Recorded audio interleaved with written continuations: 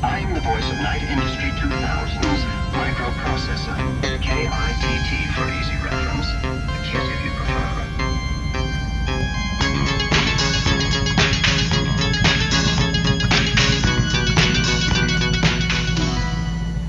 It's all about Knight Rider when I have the huge pleasure of watching Knight Rider Season 2 episode Let It Be Me with no other than the lady behind me, Catherine Hickland.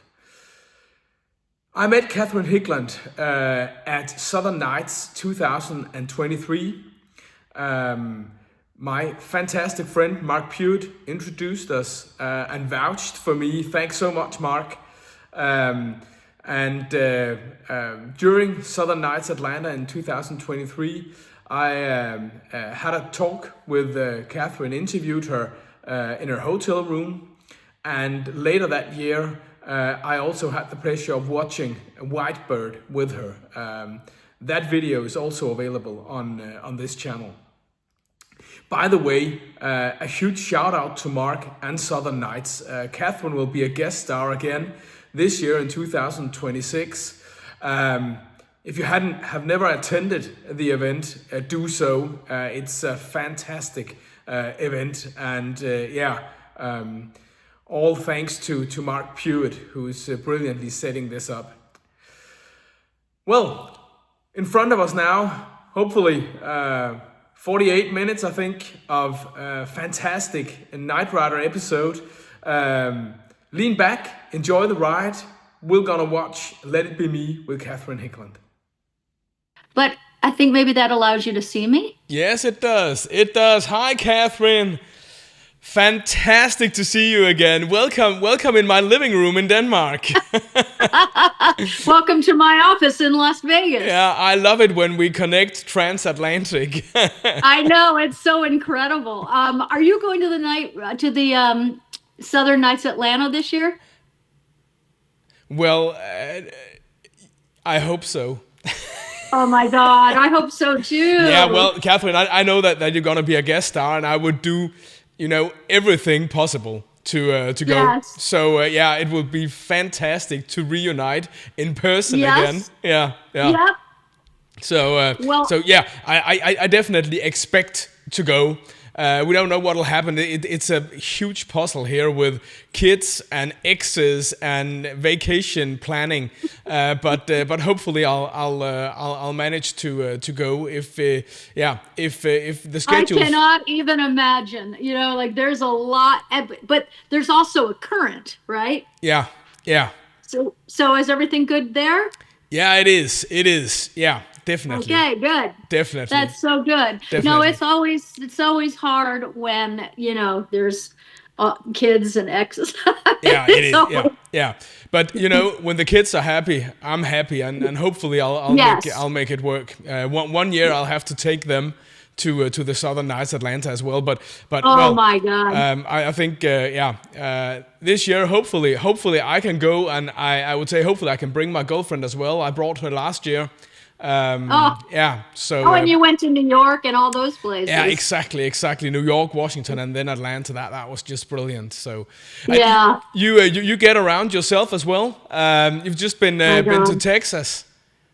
Yeah, I just did 12 shows there. So I'm kind of reacclimating. I'm going to try to stay home more this year and not tour as much, because last year I did 123 shows in a row. I was gone for 3.5 months, and I was so burned out. And I thought, I cannot do this to myself. I'm going, and I'm doing a show here in Vegas, my new show, May 22nd. Yeah. And so, fingers crossed, I'll get to stay put here and do the show. I don't want to work full time, but I would love to do the show 3 nights a week or 2 nights a week. That would, to me, would be perfect, and get to stay home. That would be awesome. Fantastic.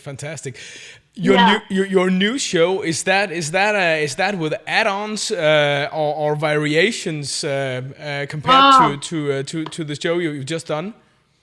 No, the new show is amazing. It's like it's autobiographical, and in fact, I'm writing my autobiography at the same time I'm writing the show.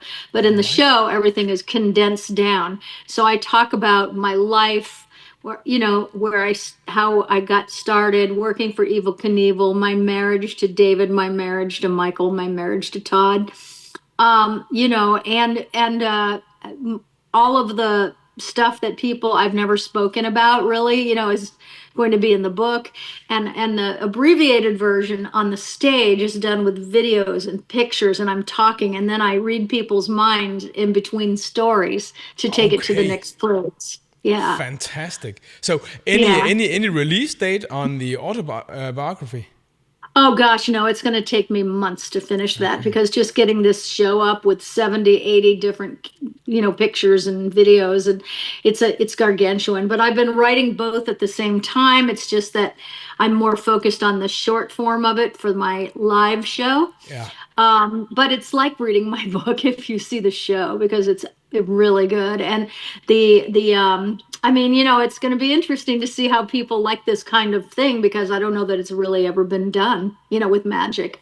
So it's going to be interesting to do, and I think interesting to see. And when I'm done getting that show up and it's solid in here, and I get going, then I'll finish the autobiography. But it's great, to get all this out and to finally say, because I've never spoken about anything publicly ever, ever, ever. And so it feels so good to finally get to say, this is how I remember it. You know Yeah. what I mean? So Fantastic. it's going to be Fantastic. great. Yeah. Yeah, and it's a real treat for your fans as well. I think so, because Yeah. if you Yeah. care, then you'll enjoy it. Yeah. And it's kind, you know what I mean? I don't go after anybody, but I tell my truth, Yeah. and it's really exciting to put together. It's made me really happy. Fantastic, Catherine. Fantastic. Well, Yeah. as you see, you're in the spotlight today once again, lady. So in respect of your time, shouldn't we dive into this? So I'm ready.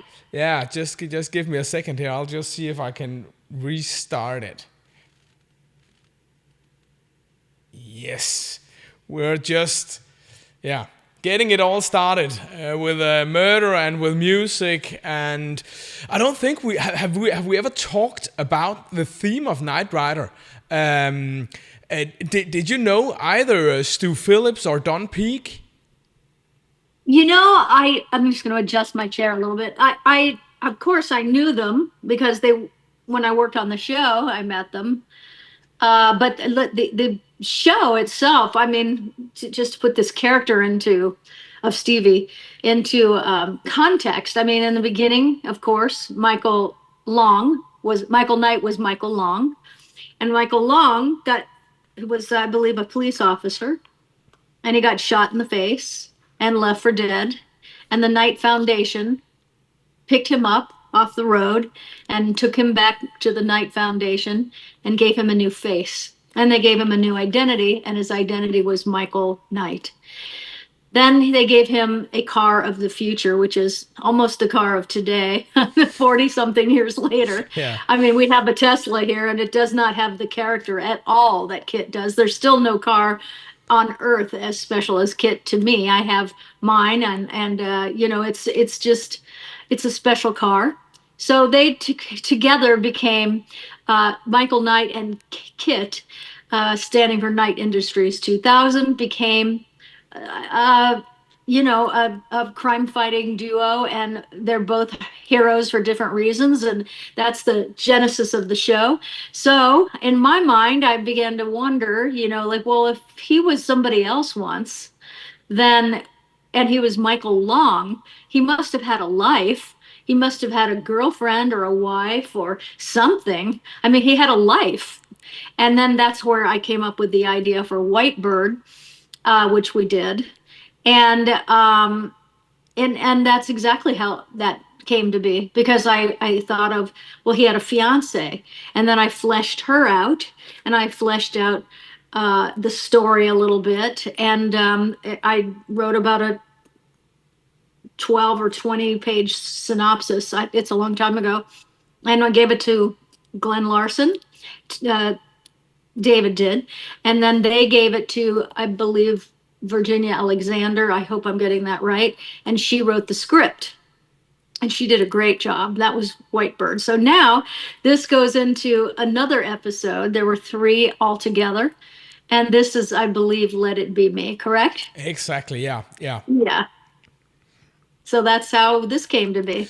So did you know when you finished Whitebird, this the preparations for Let It Be Me is almost a year later than Whitebird. Did you know when Whitebird ended that you would be in another episode, or how did that come about? No, I didn't know that at all. I think the episode came about because when it aired, the ratings on that were phenomenal. They loved that he had this life and that he finally, at last, Michael Knight got to touch his past, because she would be the only person that could ever know. She would be the only person that he could talk to, explain things to, and put a foot back into that life. Only she, other than the foundation. And he loved her, she loved him. It was a big love story. And, so I think that all, and a lot of kids, because you all were kids back then, most of you. And when you saw it, I've had so many men tell me that I was the first notion of love of romantic love that they ever experienced. Like, it really had an impact on their emotions and things like that. And that is the greatest thing ever, because I am the love monster. So Yeah. I really love that, but I cannot. Thousands of people have told me that over these years, So that's so I think when it aired and they saw, what a nerve that it was touching, that they decided to expand it. I had nothing whatsoever to do with the sequels. I didn't have any input whatsoever, and so they just did their thing, and this was the second. And then there's a third, but we'll talk about that another time. Yeah, we will for sure. So Yeah. in this scene, you're at the piano, probably at a sound stage. I don't know. Yes, that was at Universal Studios. Yeah. Are you a confident piano player? No, not at all. Not at all. No. So it's pure Hollywood magic. So it's pure Hollywood magic. That's a beautiful way to put it. Yes, just absolutely, yeah. So right at the beginning, we had a scene where the crew and a lot of people are assembled. Do you remember in such a scene?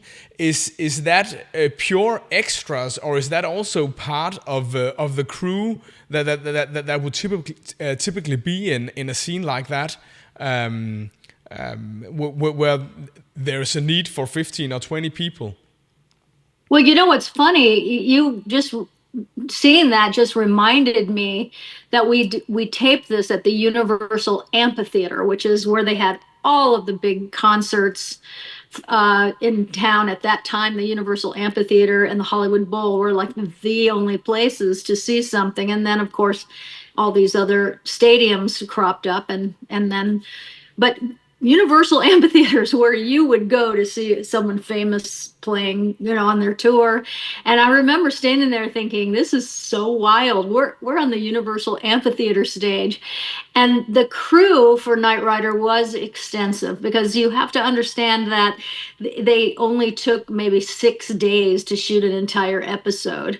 And so a movie of the same, maybe just a little bit longer than this script, would take months. So the amount of work that had to be done in such a short amount of time, because we filmed things back then. It wasn't digital like it is today. Wow. Everything was filmed, it was like a Panavision filming, and so the crew was, everybody had a job, everybody got along, everybody did it. It was a large crew, and especially for this because it was a music concert. So extras, I don't remember any extras. I don't think they had any live audience shots that I recall. I haven't seen this in years, so there you go.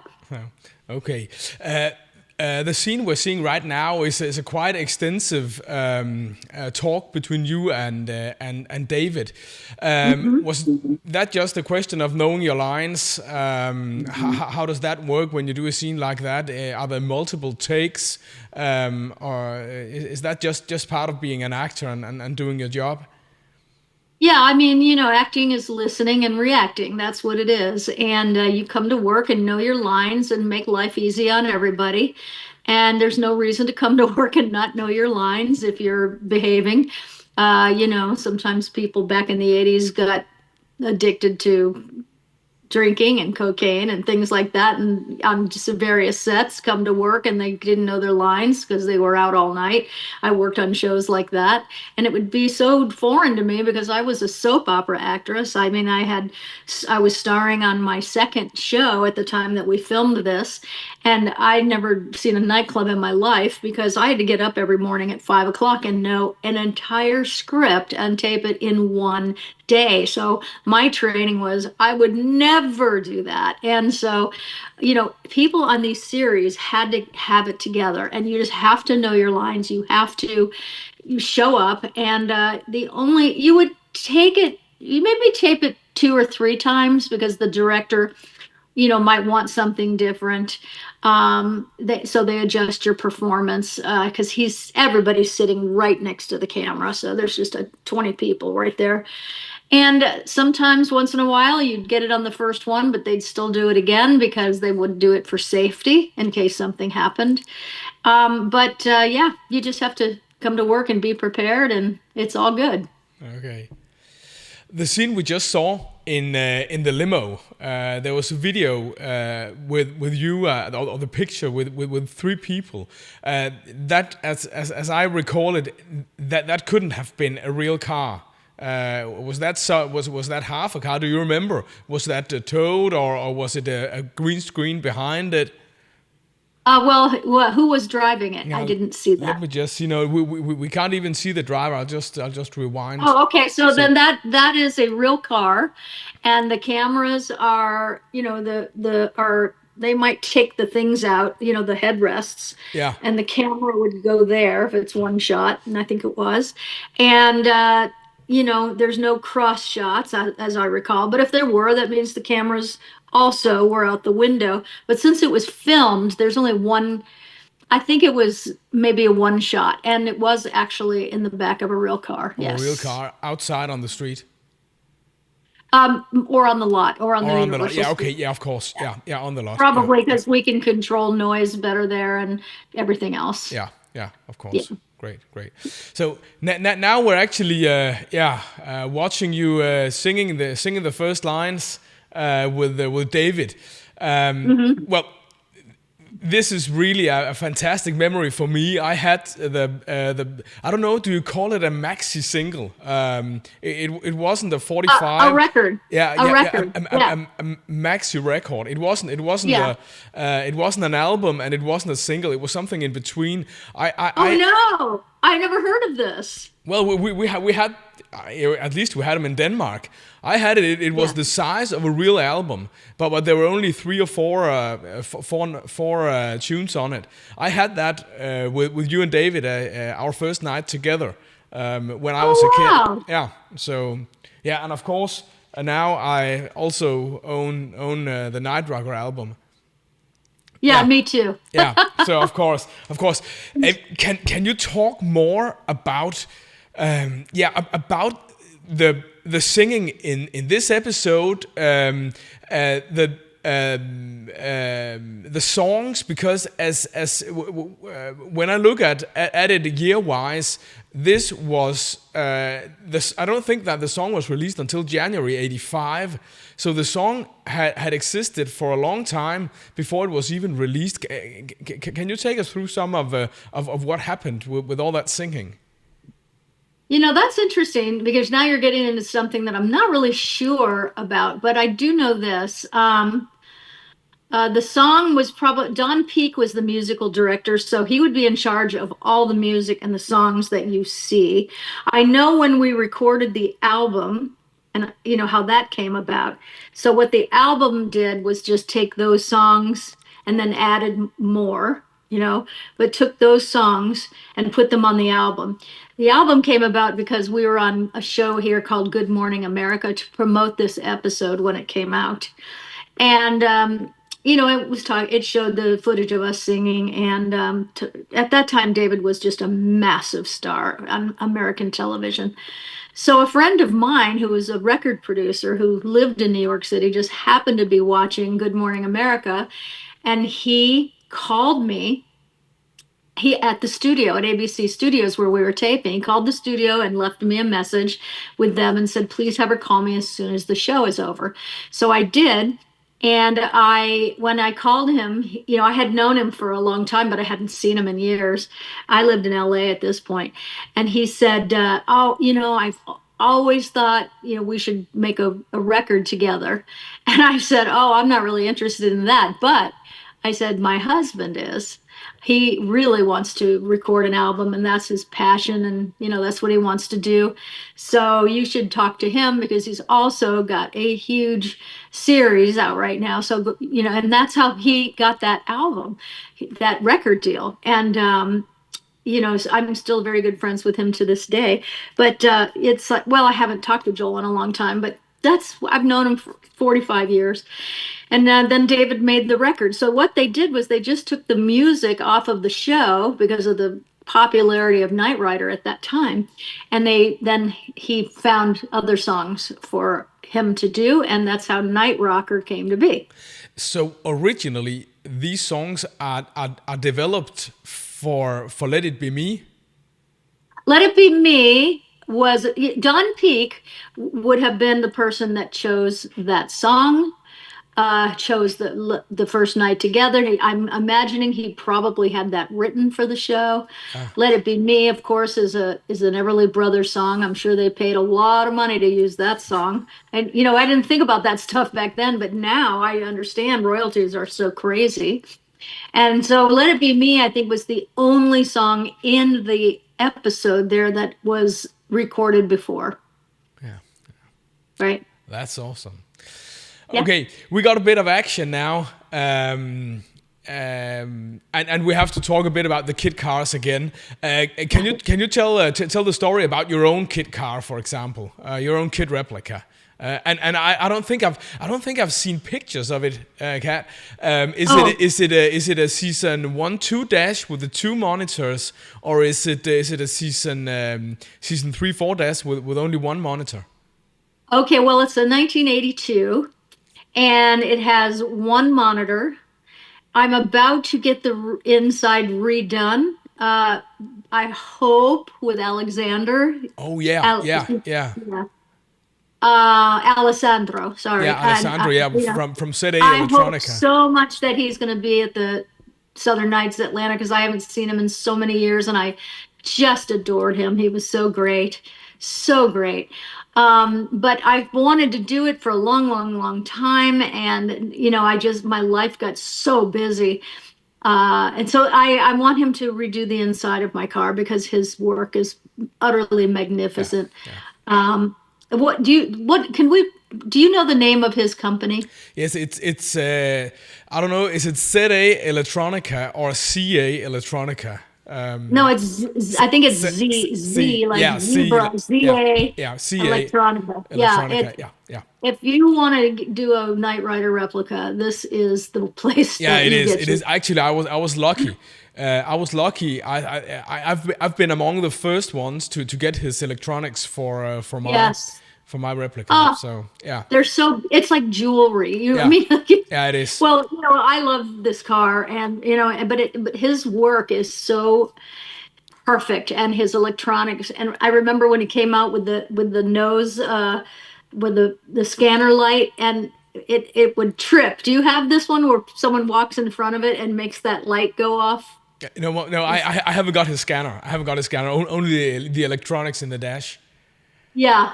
So that, that's there's so many cool things he does, and Yeah. he's just a great person, and I just adore him, and I hope he'll be there this year. But that's what I want to do, and so I got mine by I saw somebody, a Knight Rider fan who is just an awesome guy. I haven't seen him in 15, 16, 16 years. His name is Steve Fawcett. Yeah. And he wrote me an email, and he said, "Hey, there's somebody in North Carolina selling their replica car." And he knew I had been looking for one. And so I took the number and I called the guy, and he didn't believe, no, I didn't call him. I'm sorry. I emailed the guy, and he didn't believe it was me. He thought I was, fooling around with a friend, putting somebody up to something. Because I believe it was April 1st, actually, April Fool's Day in the United States. So Yeah. he said, "No, no, this is me, and I really want to get this done because I lived in New York City at the time, and I had bought a house in Vegas where I am now, and I wanted to transport it from North Carolina to Las Vegas, and I was on a soap opera, and it had to be like fast because I didn't have a lot of free time. So anyway, he said, okay, if this is really you, then I'm going to ask you some questions that only you would know." I said, "Okay, let's go. Bring it on." So he did, but then he got me slightly confused with David's current wife. And so when he asked me something that she would know, I wrote him back and I said, "You really have to ask his wife that question because I have no idea the answer to that. And that I think is meant for her." And that when I did that, he knew for sure it was me because I got everything right, including telling him that that wasn't a question for me. So then he was so sorry, so embarrassed. His name was Gary. And then he told me that he was deaf and that, so talking on the phone was, not really feasible at the time. I'm sure they have all kinds of technology for that. And maybe he can hear. I don't know. If a car can talk and drive itself, then there's no reason that they shouldn't be able to hear, right? Exactly. So I drove to North Carolina. I'm sorry, I flew to North Carolina, and it was deep into the woods kind of place, meaning it was a long drive from the airport. And when I saw the car in the front yard, all ready and polished and perfect, and the scanner going and the voice going, he had done a lot of work on the car, and I knew it was a passion project. I felt bad because I felt like he didn't really want to sell it, but not so bad that I didn't buy it. So I bought the car, and then I had a truck meet me there, like a transport truck, and they loaded it up in this big semi. I didn't have it on exposed; it was on the inside of a semi, just like on Knight Rider. And I had it driven to Las Vegas. I flew to Las Vegas maybe a week later to meet the truck and put Kit in his new home, which would be my garage. Ah, fantastic, fantastic. Yeah. I just love it. It's great. When you were on Knight Rider, how was it having to act also in some scenes with a car? Because the car is also in some sort, some would say very much the star of the show. How did that work? Was that something that you prepared to do, and was there, as an actor, did you have any memories regarding what types of cars there were on the show? Because there were a lot of cars. Yeah, I think that there were 16 in total of various nature. Some used for stunts, some used for close up. I could be wrong on that number, but I sort of remember that. And they all had a different job, and of course they would crunch the car up almost every episode because, in the beginning they did all those stunts and the two wheeling and the crashing and the jumping, and the car would just take such a beating. So it would go right into the shop to get fixed, and then the other stunt car would come in, and they had to keep the show moving, so they had several cars that would make that happen.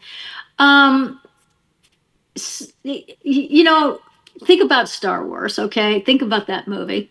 Those actors, all of them, Mark Hamill and Harrison Ford, Carrie Fisher, all of them, they reacted to something that wasn't there for the entire film. So think about that. Yeah.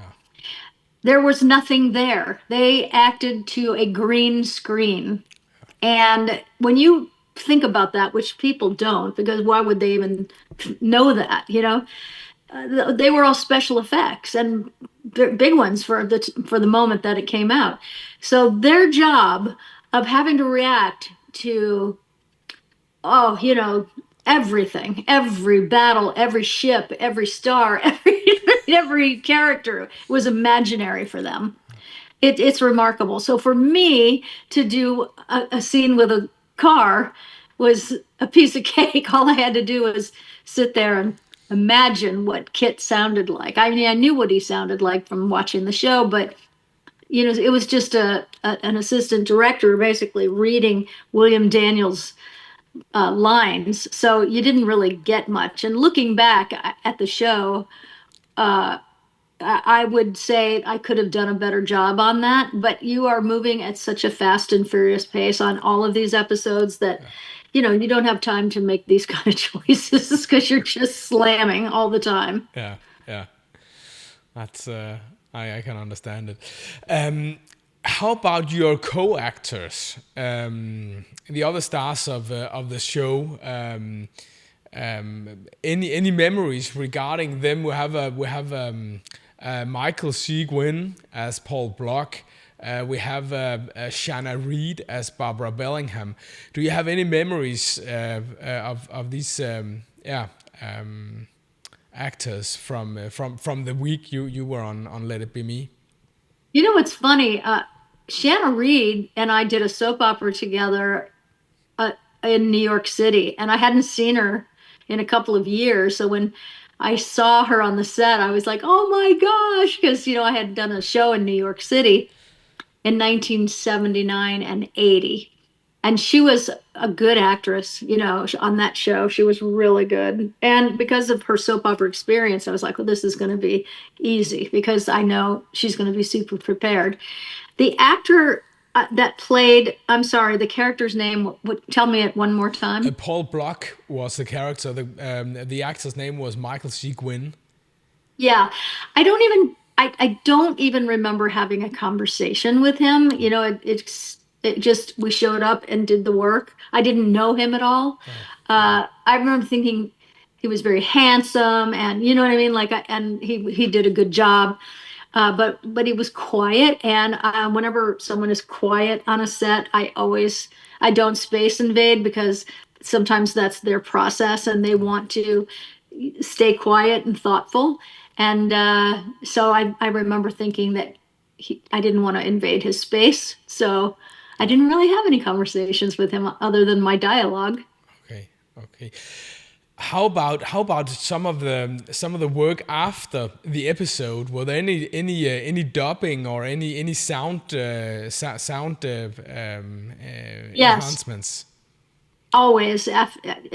I know I did so many episodic things, including Airwolf and Knight Rider, and the Universal Studios lot was like the most wonderful place to work but we were on location a lot. So when you're on location a lot, there's also all kinds of sounds that you're going to have to deal with, and sometimes it'll work and most of the time it doesn't. So you end up looping, or the other word you use, dubbing, at least half of the performance because of noise. And I just hated it. I didn't feel like I was any good at it. It's a very, very hard thing to do, to recreate a moment with headsets on in a dark studio. It's very, very difficult. And so I couldn't stand it. I loved being on my soap opera because 3 cameras rolling at the same time, sound everywhere, you do it once or twice and you're done, no, episodic TV, there was a ton of dubbing on every one of those shows, every single one of them. Yeah. How did it work schedule-wise for you to be or be in Let It Be Me? You had your daytime a career. I took my vacation. I got, I think, 3 weeks of vacation a year. So this was one of my weeks. I did Airwolf. That was another one of my weeks. And then I think I can't remember what I did with my third week, but I love to work. I always have. I still do. I'm constantly, touring with my shows, and I'm kind of just built for that. I enjoy it. People say, well, why don't you just take some time and enjoy your life? And I'm like, well, because I am enjoying my life. I'm enjoying my life immensely. It's so funny that people think that they know what your life is, right? So I always tell people, don't let other people make you feel guilty for being productive, because there's nothing wrong with that. And if you love your work, you're not working. And it is really true. Yeah, exactly. Any memories regarding the director, Bernard McGivity?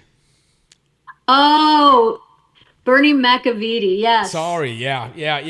I think you got the pronunciation right there. Yeah. You know what? Thank you for reminding me. He was great. I mean, he was patient and he was really good. And oh God, I just loved him. As a matter of fact, now I'm thinking back at Bernie McAvity. He was so professional. He just knew what he wanted. When you have a director like that, where he knows what he wants, but he leaves enough breathing room for the actors to do what they're going to do, and then make it all come together, he was really good at that. This was a challenging episode because for me, it was not my favorite episode, not by any means, but it was challenging because of all the singing and all of the stage stuff and outdoors, and it was challenging, this episode, for sure. You're in the stunt scene now. It would be interesting to know how much of that stunt work you were actually involved with. Was it just sitting in a car that was towed? Did you go out and see this scene being produced? I can't remember if there's any parts of it where David is involved, or was it just a second unit task? Well, when you see us in the car, we were being towed and the cameras were on the back of the tow truck. So there's not a time ever when you're being towed and acting in a scene that you're not seeing 10 people hanging out of the back of a pickup truck with cameras and lights. The lights were actually, I believe, mounted on the car. But there's like 10 people, holding this and this and this and the camera and the director. And so, it's so weird because you're doing that. I remember thinking I didn't like this scene because it seemed very, I don't even know what the word to use, queer to me. You know what I mean? Odd. Yeah. And why are we're making a music video. Okay, I had to think, I don't like singing in the Jeep. It's so funny because I felt like weird, it was just odd to me. But then, of course, it's not Macbeth, it's not Shakespeare we're doing. It's Knight Rider, and Knight Rider was an amazing show. But there was so much about this episode that drove me nuts. Yeah. I would say as well that among your 3 episodes, this stands out as the least prominent. Yes. And it's a shame. It didn't have any heart. That's what it was. Whitebird had so much heart. Yeah. And this did not have any heart in it at all until the very end, where you see them singing Let It Be Me. And we'll get to that in a minute, I'm sure. But, that's what was wrong for this episode to me. It was just there. There wasn't anything special about it heart-wise. And I think everything should be heart-centered. Yeah. Everything. Yeah. Do you remember the scenes in the kid car, sitting in there, being hot from cameras? Was that a nuisance, or was that just, well, fine, we'll do it? Which scenes are we talking about? When you're in kit being filmed in the kid car. That there must have been lots of lights on you, and I think I've heard stories that it was very hot being in there. Yeah, you're just surviving the heat of it because you can't run air conditioners because of the noise. You get these huge hot lights, one on each coming through each door, and you just wanted to get it right and get out of that car. That's basically how that felt, Yeah, yeah.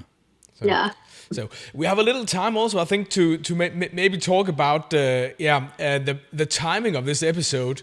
This is 7 weeks prior to your wedding to David. So you must have been in some kind of, I guess you must have been in some kind of wedding planning mode. Do you remember anything of that character and that mode and mood being part of this? Yes, that's so funny, Jacob, because I had no idea the timeline of my life looking back at this. Oh, you know that it's 7 weeks away from our actual real life wedding. Um, to be honest, I think back then, our wedding was very much planned by our manager. We both had the same manager, and so our wedding, we didn't have to we just knew where we wanted to get married in Carmel, California, on the cliffs there.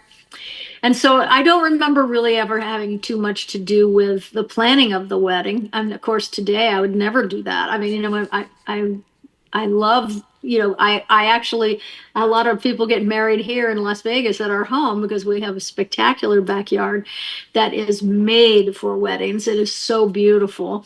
And we've done so many, and so many people asked me if I would be the one who marries them that I actually went and got ordained so I could perform the weddings. All right. And for my friends. And it's awesome. And when I think about how we didn't really have much to do with the putting together of our wedding, but then I was on a full-time show working 80 hours a week, and he was working more than that, so we really didn't have the time for that.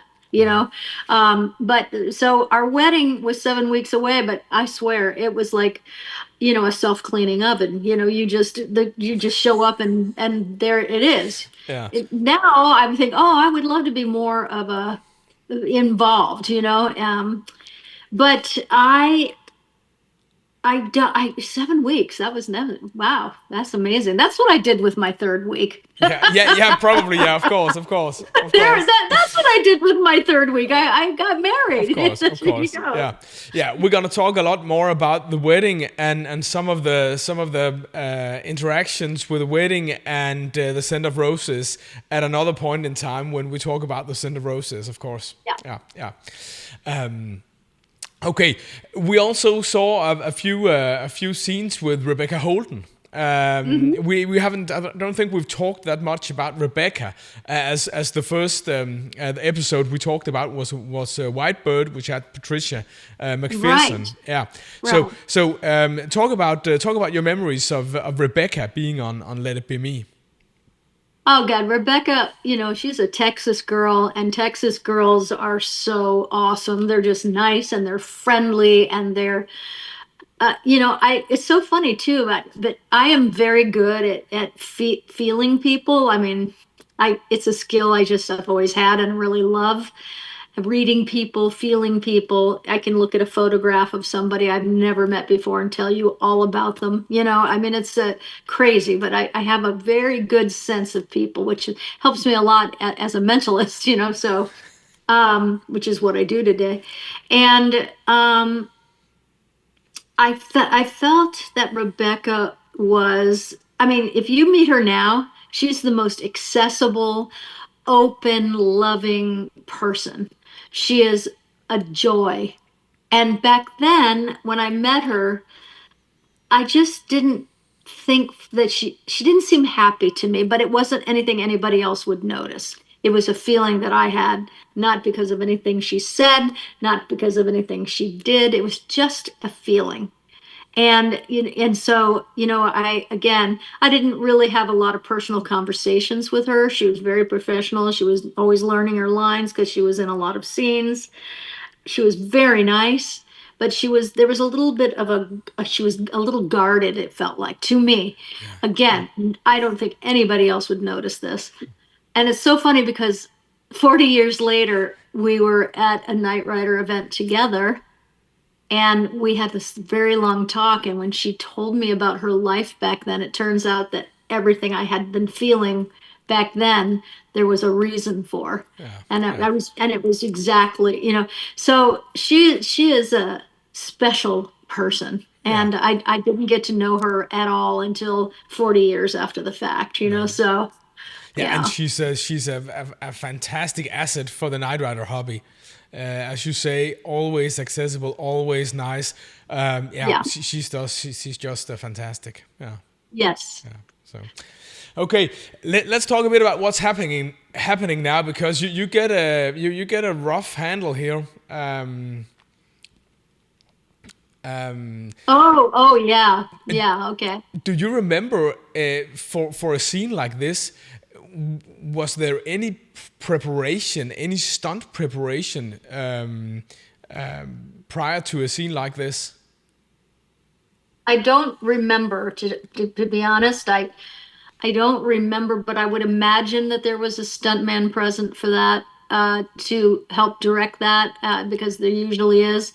But it never fails. Every time I've ever been manhandled in a movie, on a TV show like that, I always had a neck ache and backache, and because in the scene, when you are done rehearsing and you go into filming, everybody's all hopped up, and they're in their emotions because they're acting the scene, and it just gets rough. And they try not to, but they lose the reality is that they've got my neck, my back, my arms, in their hands, and they're emotionally jacked up for the scene, and they don't mean to hurt you, and it's not permanent. But oh my God, I mean, every single time I've ever been dragged by my arms or pushed or neck or anything like that, I'd always I'd be a week at the chiropractor afterwards getting everything straightened out.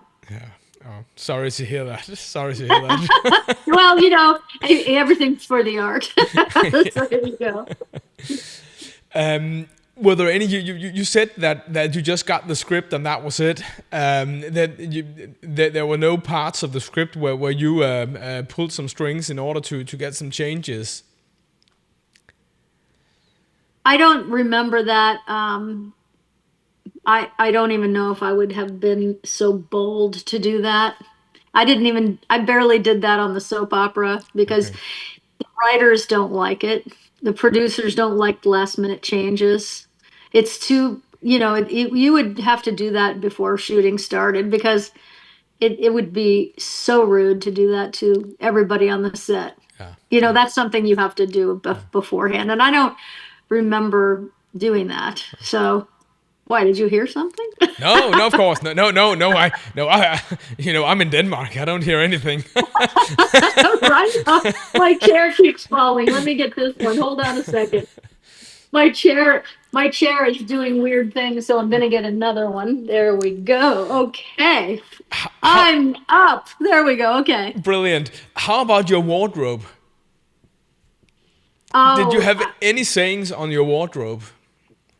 No, but the wardrobe, the costume designer on that show was really good, and I'm so amazed that I cannot remember her name for the life of me, because it's so long ago. But she was great. She would bring something. She knew what it would be, what it should look like. It always, they tailored it to me. She was great. I didn't have any. It was the 80s. That stuff was, that's what was in the 80s. You look at it now and you're like, oh my God. But it was the 80s, and that was the look of rock and roll in the 80s. Yeah. Yeah. It was. I think she was going for like a Stevie Nicks look, if you look at the costumes. Yeah. Yeah. It is very nice. It's very nice. Yeah. Yeah. Do you remember how a scene like this? You're standing with David on scene, singing. How many extras, or were there any extras when you were Yeah. singing? Yeah. When we were actually performing, there were extras. They'll cut to the audience, and you can kind of see how many. You know, it's funny. Today they would just CGI the audience. Yeah, exactly. Yeah. We've really devolved in that way because it would be so exciting for a young actor that's just coming out and saying, "Oh, I'm going to be an extra on the Knight Rider show," and now it's just CG. You just see an audience, or they might have 10 people, and then they'll fill in the rest. It's unbelievable. Yeah. Yeah. Do you remember? I know you were busy and David was busy as well. But did you have any special preparations prior to a week where you were actually on the same set and having to act with each other? No, because again, he was shooting 100 hours a week, and I was doing my soap opera, so I was easily doing 80, and so we didn't really have time for that. All of a sudden the time is now, and you're on the set and you're doing it. Yeah. No, I don't remember. Oh, okay. But in this episode, you were also on site, on location. Sorry, you were at the Beverly Garland for some of the scenes. Do you have any memories regarding this hotel? Well, Beverly Garland was an actress, and the hotel was maybe just 2 miles away from where we lived. And I stayed. I didn't really even know about the hotel to this shoot, and then after I left LA, every time I would come back to Los Angeles, I stayed there because it was just a wonderfully quaint little jewel, So I stayed at the Beverly Garland for years and years after that. Yeah. Yeah. That's nice to hear. It's Yeah. it's definitely a location that is high on the list for Knight Rider fans. Oh, is it true? Yeah, it is. Yeah. Of Is course. it still called the Beverly Garland? I think so. Yeah. Unbelievable. But, okay. Yeah. So, yeah, very good. We're coming up to the end now. With the last mini action scene here, and then you're off to the amphitheater to sing once again. Any memories from being in that part of the Universal Studios? Was that special?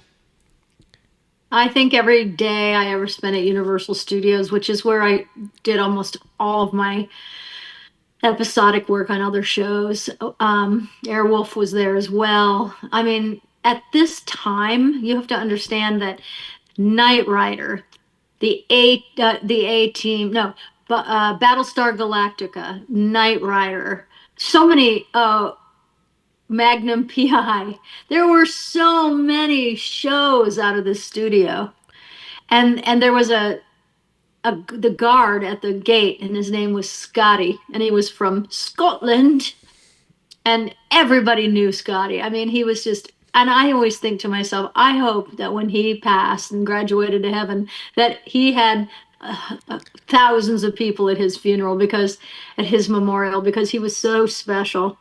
He was legendary. But Universal Studios was, in my mind, the studio. It had the best shows. I loved the lot. The Universal tour was always going on.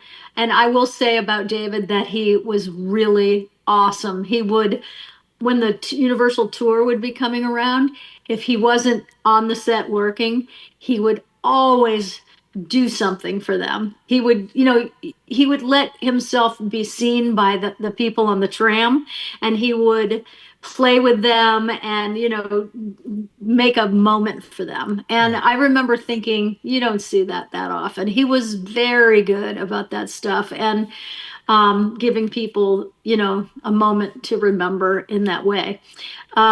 He was very funny, and and it was really great. He was a good star. You know what I mean? Like Yeah, yeah, that's what he yeah, was, a good. I call them good celebrities. You know, yeah, he was good to the yeah, fans. yeah, And you know, honestly, he that show consumed him in so many ways because I remember I was going out to Disneyland with some girlfriends and I was getting ready to leave the house and he said, "Where are you going?" And I because it was his day off, it was a weekend.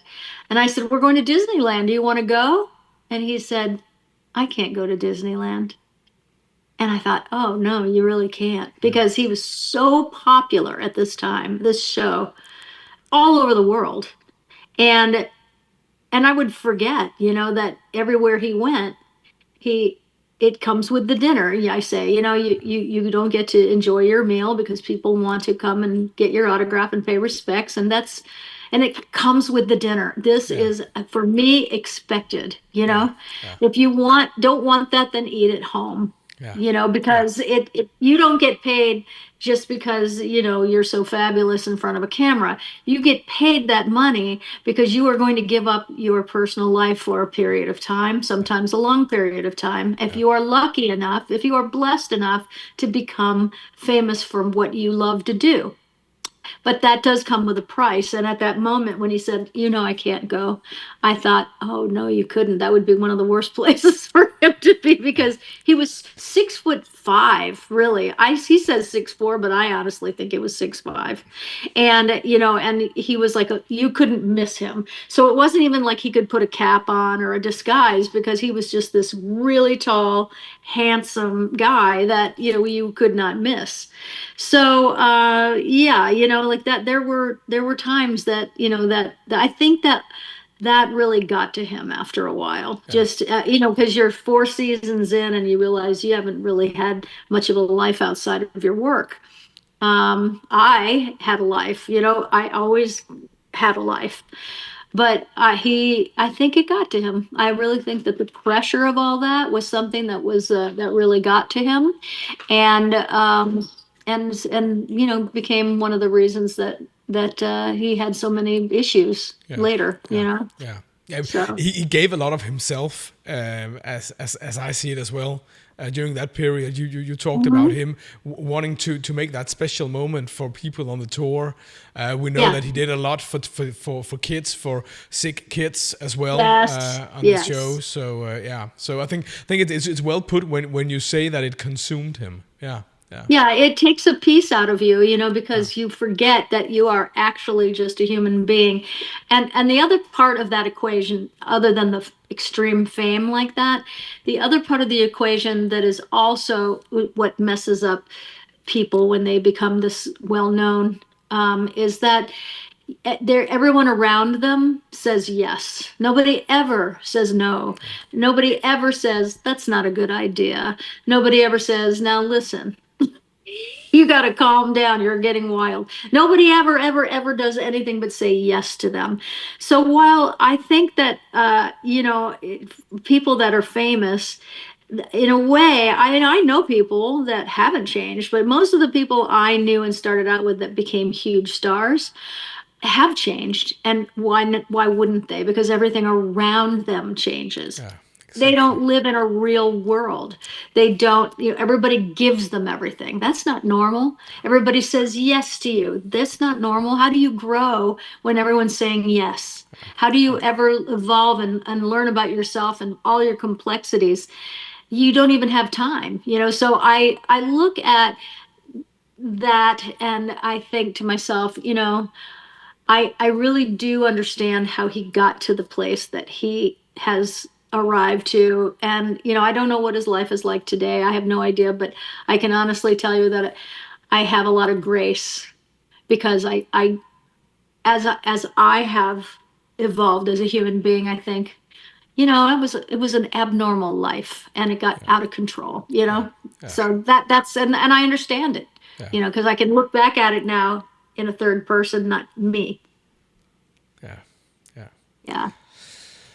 Well, I think that's a good note to almost end our talk on, Catherine. I think I put you into hypnosis with that last No, thing. I think it was very good. It was very good.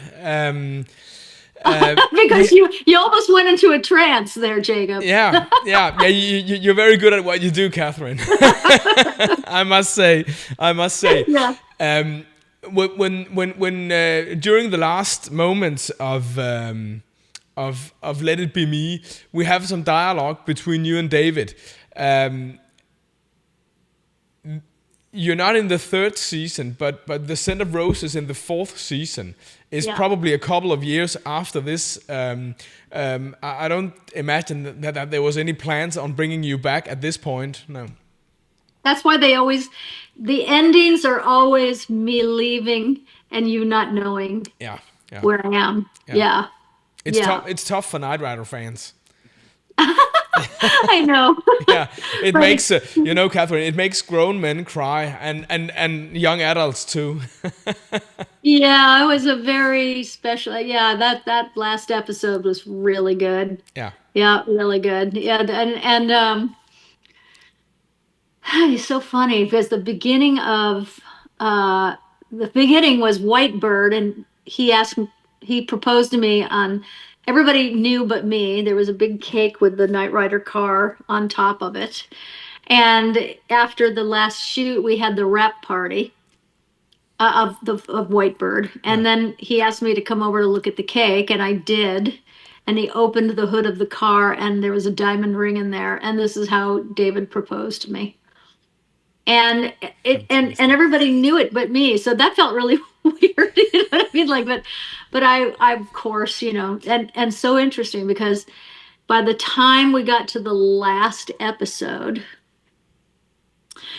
and with the Scent of Rose, is that the Scent of Roses the last one? Well, I think many hoped that it would have been the last one. Voodoo Night is. No, I mean episode. It was the last episode I was in. The Scent of Roses. The Scent of Roses. So by that time, it was 4 years in. We had been together for a couple of years before that. Before we got married, we were really young when we met. Both had a lot of growing up to do. And but towards the end of the fourth season, so ironic because he proposed in the first. And then by the time the last show was over, we were not doing well. And so it, to do that episode when you're not doing so great in real life, it was challenging. And, it's ironic, because it was ironic. A lot of lessons learned, and for both of us, I'm sure. And, I talk more about that in my new show. But as you can see, I don't have any bad feelings at all. That is not fantastic. at all. Yeah. So I think everybody does their best while you're there. Yeah, I think for Knight Rider fans, David doesn't talk very much about Knight Rider. He's not that accessible at the moment. That's too bad. Really too bad, because for me it was the pinnacle and highlight of his entire career, because it was an amazing show, and I wonder why he doesn't. I saw him once. I've seen him twice only in how many years now? 40. I've only seen him twice, and one was at a Knight Rider event here in Vegas, which was about 15 years ago. And then the other one was 17 years ago, which was at a friend of ours was singing in she had her show at the Carlisle in New York City. And I went to see it, and he was there, and I didn't know it, and he didn't know I was there. And that's the first time we saw each other in years and years. So, I mean, I've only seen him twice, but I don't understand at all that he wouldn't want to be 100% in on this show, because this was one of the greatest TV shows in the history of series television, in my opinion. And to this day, adored and loved this show as by the fans, as you see everywhere we go, and how the car and why wouldn't you want to be in that? It's so beautiful. Really, it's a beautiful show. Yeah. Yeah, well, thanks for saying that, Catherine, and thanks for also living that, because you do. And I very much hope that I get to give you a huge hug when I do too. When I hopefully see you in Atlanta this summer at the Southern Nights Atlanta. Yeah, let's go ahead and just real quick say that I will be at the Southern Nights Atlanta, which is in Atlanta, Georgia. Do you know the dates? I know it's July. Yeah, it's July. I can find the dates. And so we'll look that. So so we'll put the dates up for you. And you know what? Even if you're in Europe, we have Germans, we have Italians, we have Danish. By the way, I'm Danish. That's my background, and I've never been to Denmark. But we have people from all over, and it's a smaller convention, which is why it's a reunion of souls, and it's full of love, and we get to spend so much one-on-one time with each other, and we all give seminars, all, the people, myself and Michael Chaffee and all the people that come. And I haven't been able to come because I'm always on tour. This year I'm so excited to be there, so please come. It's an amazing thing. And Jacob has been there a couple of times, and that's where we actually met, and I remember like it was yesterday. Yeah. But we love the fans of this show, and I would love to meet you. So get yourself to Atlanta in July, and let's have a love fest, right? 24th and 25th of July, Southern Nights Atlanta. Presented by Mark Pewitt. We have to mention Mark as well here, Catherine. Oh, Mark Witt is just like the best. I mean, he's the custodian of all of us, isn't he? Yeah. I mean, I just love Mark. He's great, and we're going to have a wonderful, wonderful time this year. I think it just keeps getting better. Huge shout out to Mark, and huge shout out to you as well, Catherine. It has been a ball talking to you again. Thanks so much for taking time to give Night Rider fans that glimpse behind the scenes. We don't get much of that. So thanks so much, and see you in Atlanta this summer. You will. I hope so. Okay. And I hope to see all of you there, because the Night Rider fans rock. Thank you, guys. Okay. Bye-bye. Bye.